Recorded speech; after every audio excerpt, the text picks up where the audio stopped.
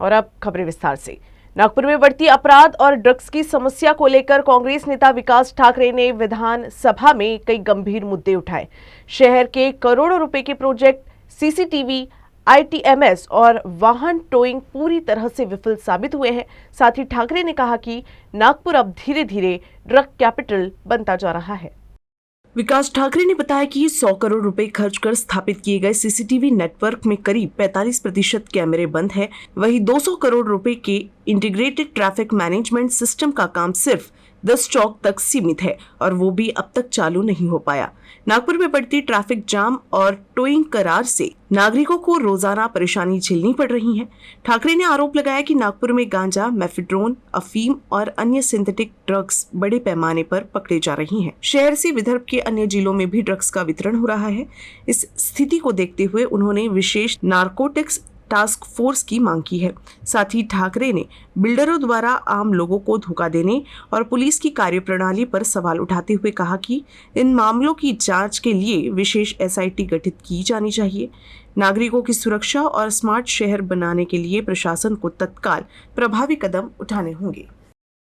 200 कोटी रुपयाची Nagpur integrated intelligence traffic management system लावण्यात आली होती।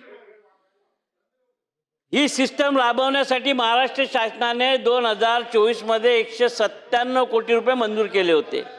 या प्रकल्पाची अंतिम मुदत ही 14 फेब्रुवारी 2026 निश्चित करण्यात आली होती। या प्रकल्पाअंतर्गत शहरातील सर्व ट्रॅफिक सिग्नल एकमेकांशी समन्वयित करून अपघात कमी करणे तसेच नागरिकांचा वेळ आणि इंधनाची बचत करणे हे अपेक्षित होतं। दुर्दैवाची बाब म्हणजे या 10 चौकामध्ये ही प्रणाली अद्याप कार्यान्वित झालेली नाही आहे। सेफ स्मार्ट सिटी प्रकल्प अंतर्गत नागपूर शहरात सीसीटीव्ही सर्वेलन्स नेटवर्क उभारण्यासाठी 1000 कोटी रुपये पेक्षा जास्त खर्चात करण्यात आले। पण हे 1000 कोटी रुपये खर्च केल्यानंतर या शहरामध्ये काय स्थिती आहे? या प्रकल्पाअंतर्गत नागपूर शहरात जवळपास 3700 सीसीटीव्ही कॅमेरे बसवण्यात आले। ऑप्टिकल फायबर केबल टाकण्यासाठी शहरातील बहुतेक रस्ते खोदण्यात आले। नागपुरांनी मोठ्या अडचणी सहन केल्या कारण सीसीटीव्ही प्रणालीमुळे शहर अधिक सुरक्षित होणार होते।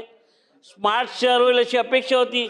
मग आजच्या घडीला सुमारे 45% कॅमेरे हे कार्यरत नाही।